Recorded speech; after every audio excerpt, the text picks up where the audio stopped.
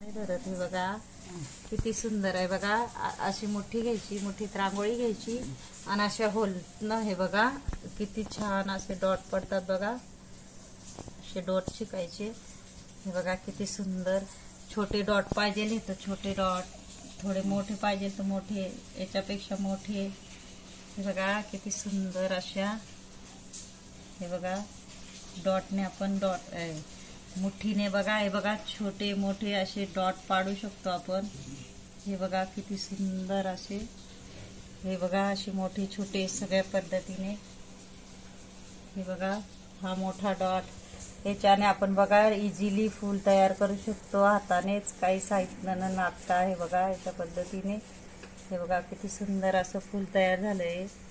हे बघा याच्यापेक्षा छोटे डॉट बघायचे असतील तर हे बघा किती छोटे छोटे डॉट पण आपण पाडू शकतो। हे बघा इझिली पडतात।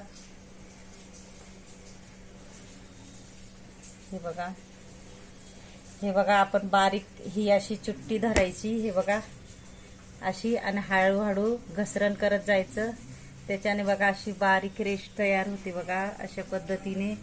नंतर थोडी जाड पाहिजे तर तसंच घसरण करायचं अशा पद्धतीने, मग थोडी जाड रांगोळी सोडत जायचं हे बघा अशा पद्धतीने।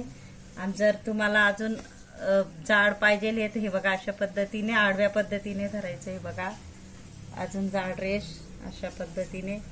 हे बघा आता मीडियम साईजची हे बघा अशा पद्धतीने एकदम बारीक पाहिजे हे बघा असं 2 बोटांचं घसरण करायचं, रांगोळी सोडत जायची अशा पद्धतीने। हे बघा एकदम बारीक पाहिजे तर हे बघा बारीक रेष येते अशा पद्धतीने आपण शिकू शकतो। हे बघा हाताने ही डॉट आपण पाडू शकतो, बोटांच्या मध्ये थोडं थोडं अंगठ्याने थोडं थोडं रांगोळी खाली घसरत जायची। हे बघा अशा पद्धतीने किती छान डॉट पडतात हे बघा अशा पद्धतीने। हे बघा किती सुंदर असे डॉट पडतात, हातानेही शिकू शकतो आपण। हे बघा मोठ्या डॉटने आपण असं सुंदर असं फुलही काढू शकतो हे बघा अशा पद्धतीने इझिली।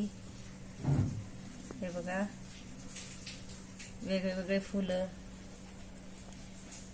मध्ये डॉट टाकायचा हे बघा हातानेच, त्याला राऊंड करायचा। टाकी आधी